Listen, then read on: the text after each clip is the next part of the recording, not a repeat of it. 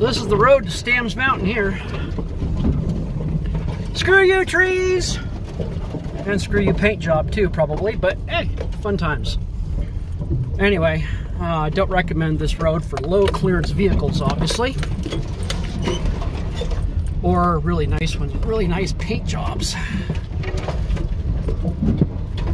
But one of the things I wanted to show real quick on this road, for anyone else who might wish to do this hike, there's really no reason you can't start at the base of this road.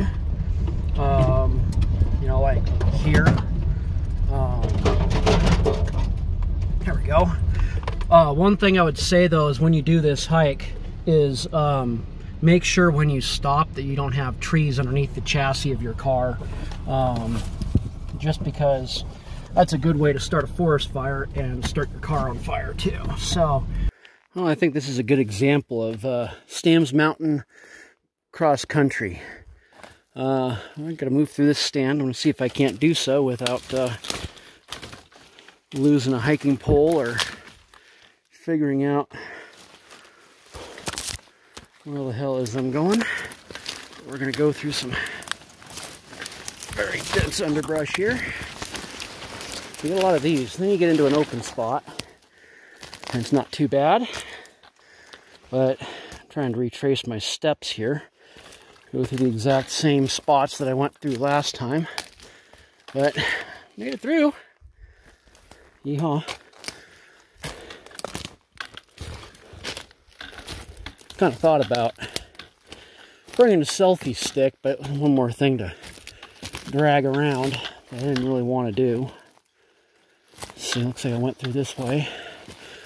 Looking for my butt pad. Came through this area and I lost it. It was strapped into my backpack, but through all this dense underbrush, I seem to have misplaced it. Looks like I went through this area probably. I go in here. Doubt you can see that. I think I went through this way.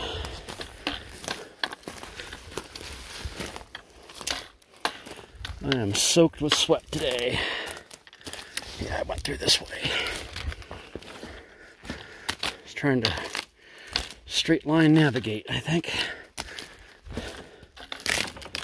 Oh boy, well anyway. With crap like this is Stam's Mountain. So if you want to hike this one, this is what you're looking at. Well, I have to say today has gone pretty well for what I was expecting. 14 contacts in half an hour. It's a pretty good rate for me. I think I've done a lot slower and a lot less in the past. I have a nice tree to run my antenna all the way up there, and my ground radials seem to have worked. I mean, got out and worked Bob. Thank you, Bob. Several other people who've been chasing me, basically. So I think today is my update video. The biggest thing I had is I got here a little bit late, so I was a little flustered trying to get things set up. So this mountaintop, I'm going to change the orientation of this maybe. Well, I have to stop, I guess. So I'd have to say today this actually went fairly well for a slightly new setup. Nothing majorly different, but the antenna worked beautifully. Going up about 23-ish feet. 2 ground wires, one going out there, and the other one coming back in the bushes over there onto that stump there. That thing. This is hard to look at. Let's see. What I didn't bring with me is a selfie stick. I thought about it. I really did.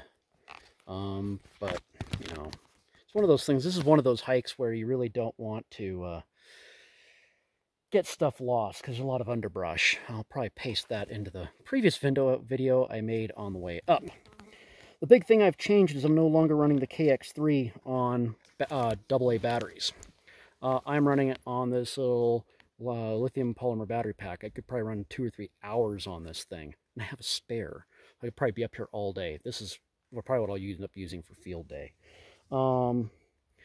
So this was not the most comfortable position to sit down in, just because I didn't want to sit on the ground. I need to find a good way to sit on the ground. But it did the trick for the most part. So I don't know. Gotta be careful where I step up here. But this has definitely been an interesting place to hike to, because it's been a lot warmer than the last time I was up here. But basically, to get up here, you've got to hike through all this manzanita scrub. So, and you're basically going through crap like this half the way. So yeah. There's no trail on this one, but it's fun hike. I'd say if you're coming here, you probably want to do this hike in May. I'm a bit late, and the reason being is there are mosquitoes out. Thankfully, my shirt and everything are soaked with permethrin, or you know, I use what's stuff called Martin's permethrin. Nothing of my namesake. But if you're allergic to pollen, now is definitely not the time of year to be here. All these pine trees here. Oh, okay.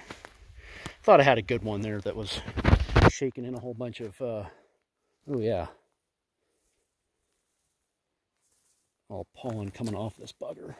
I mean, just as you're going through, there was just clouds of pollen. Now my screen's got pollen all over it. And it's telling me I can't zoom in. But anyway, everything's blooming out here. Like this tree up here. This was right over my operating position, so you get a little bit of wind going. And yeah, fortunately I'm not super allergic to it. Still sucks when you get it in your eye, but so yeah, I'm up here on the summit. There's actually 3 summits. The activation area of this particular summit is probably like half a mile wide, because the top of this mountain is very flat. So there's actually, I'm about 10 feet below the summit. The other true summit is going to be south of here. By like maybe a quarter mile, but I just didn't want to fart with it. I was running late, so I figured close enough. I'd scouted this out before, so anyway, SOTA activation number 2, Stamms Mountain, Charlie Echo 055, with a little bit of shade. I can't complain. I think it's time to pack up and head home. I got plenty of things to do at home. Now this is what I call my kind of hike. Got back to the truck and got my clothing changed and got some cold water, and yeah, that was a good one. Won't be coming back here for a while probably, but and this is end of road, and it's only going to get worse with time. I can see people have been driving up here with like a pickup truck or something at some point. There were some tire tracks here, and fairly recently too, but you can kind of see like right here where the undercarriage kind of wore away the tree. They probably drove in through this area right here where I'm walking. Came up over here, and yeah, I came down this road, and the reason I'm going back up it is there's a Pepsi can that I want to get. I'll put my keys in my wallet away, I think. I really don't need to drop my keys out here. There we go. So people have been out here. Nice hot day. There we go. Old can, but you find some old trash out here occasionally. You can see there's another logging road over here. Hasn't been driven for a while, but you can tell it was driven at one point, because there's a tree here. This tree right behind me on my shoulder has gotten driving damage there. But nobody drives through here often enough. The trees still survive. And tend to grow big enough to the point where realistically nobody can drive through. So, where did I find that Pepsi can? I should have picked it up. Made a mental note last time to get it. Piece of cordage. Yeah. Oh yeah, and there's the other place I found here. It was this year. So I drove through here. You can see the tire tracks, and then you can see where they backed up and then peeled out and dug in, trying to turn around. So I think it was over here.